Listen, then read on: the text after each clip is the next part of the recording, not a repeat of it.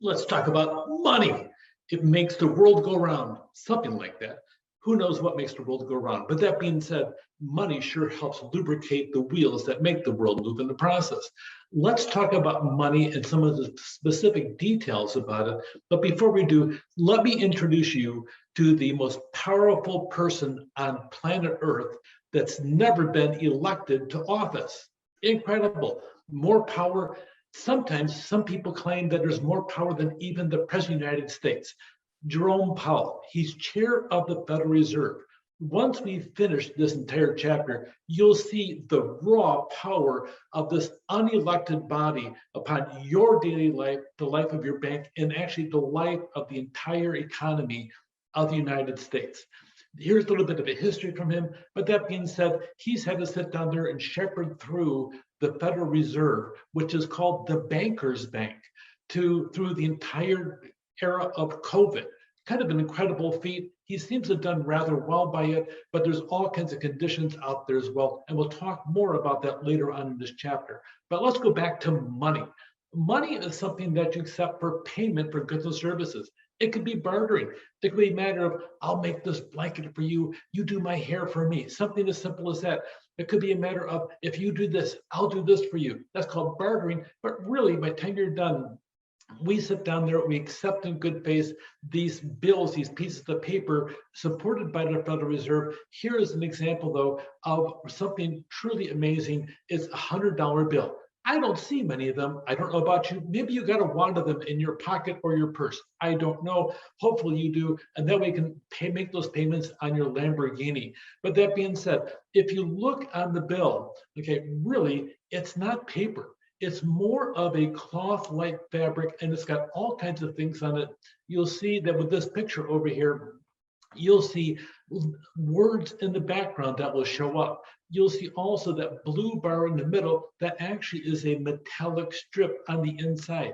The paper itself is a lot more than just paper. It's a cloth fabrication with all kinds of built-in marks in it to sit down there and track it and identify it as it goes through the entire planet sometimes, if you really were serious about tracking it that way.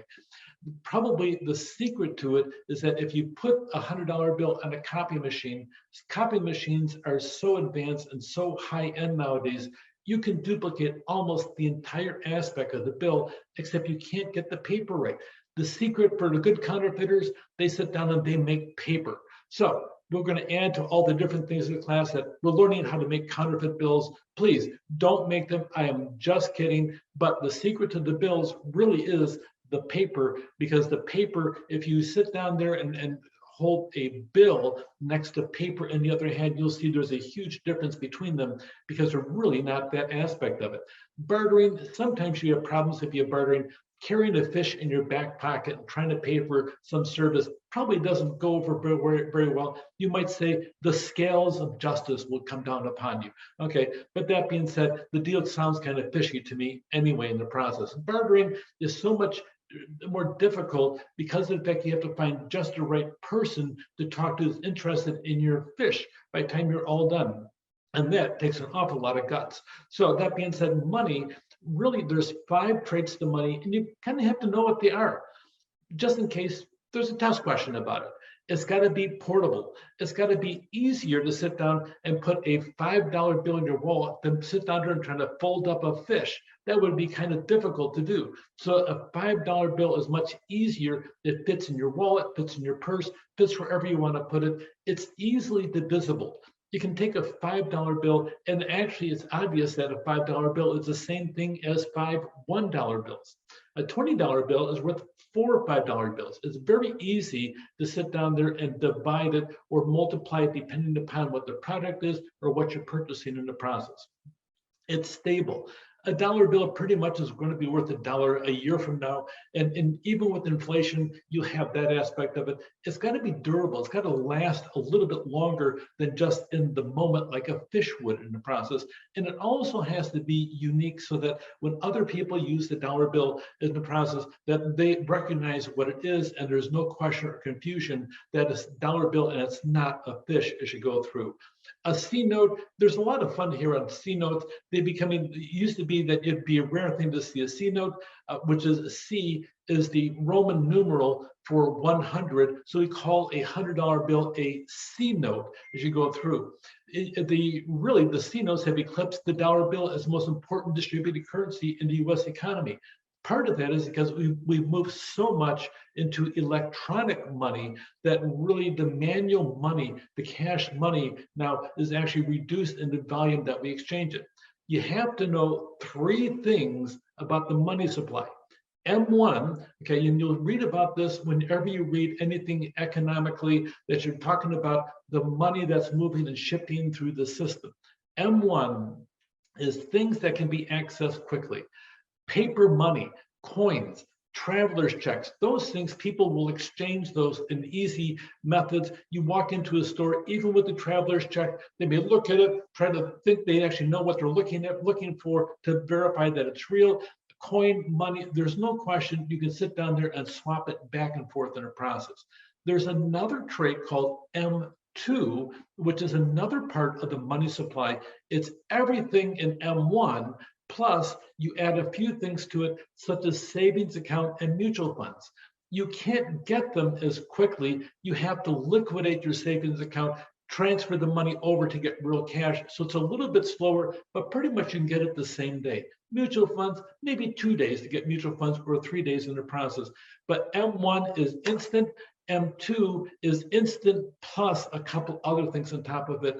And then M3 is everything that's in M1, everything that's in M2, plus also a couple other items like institutional money market funds. So it's a little bit slower on top of that to access. So you'll see whenever you read a report, you'll see M1, M2, M3. They're very common jargon whenever you're talking about money supply.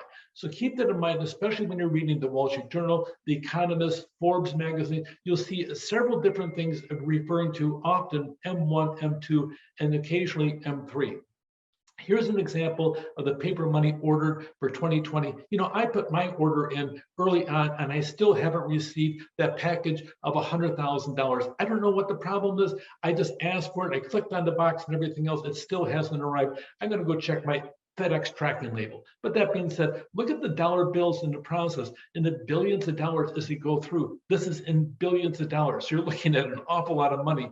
We're just saying all the zeros on the left-hand side, add $1 billion there in the process. Look at the $100 bills in the process. Almost nobody likes to get 50s. I feel bad for 50s. Really, if I were that low on the totem pole, I would really be depressed in the process. So please go out and purchase a lot more 50s. I hear they're running a sale on them sometime soon. How long does paper money last?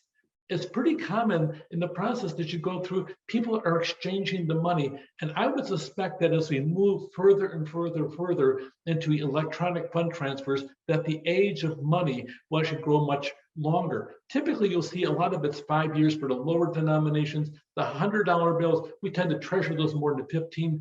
Someday we may get bills that last 20 and 30 years. They may be old enough to get a retirement fund of their own in the process. Money facts. The US prints about over 25 billion million bills a day. That's an awful lot of printing. So you think about that, and there's different aspects of it. And when you look at some of the things like a penny, it costs 1.5 cents to make a penny. Okay, and a nickel costs 7 cents to make. Sometimes they're making things as they go through the process that cost more because of the fact that they need to support the economy. A dollar bill often costs $1.17 to make to $1.15 to make just for a single dollar bill in the process. The record for out there's a tracking site called Where's George, has traveled over 14,834 miles in 12 years. I hear that particular dollar bill got some frequent flyer miles in the process as you go through. So why is money important? It's a big thing because you have different aspects that happen to the money, and it has a direct impact as to how you go about spending it. One of them is called inflation. They call that too much money chasing too few goods. We'll see that whenever Congress decides, let's go spend trillions of dollars, let's give away money left and right. Of course, they're doing it because they care about the economy. It's got nothing to do with them making certain taxpayers vote for them in the election. No, no, no. It's all about pure altruistic motives to make certain that everybody's comfortable. So that being said, inflation rises when they have too much money in circulation. And that being said, then the power of inflation really starts wreaking havoc on the economy. There are examples, for example, in Venezuela, they always have massive amounts of money in the economy. Literally, one of the #1 imports into Venezuela is paper to print more money. And inflation shows it.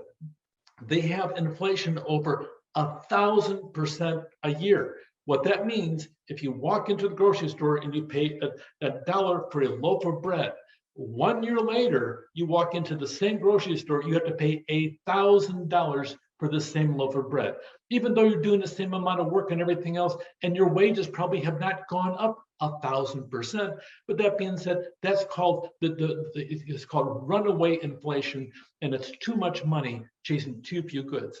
Sometimes you have deflation, and we have that in the United States where prices go down because there's a surplus of goods and services that people aren't buying. People reduce their prices, and so just to get the things out the door in the process. So how much money is printed can sit down there. Too much, you have inflation. Too little, you have deflation. Deflation is relatively rare, but that being said, inflation tends to be very, very common.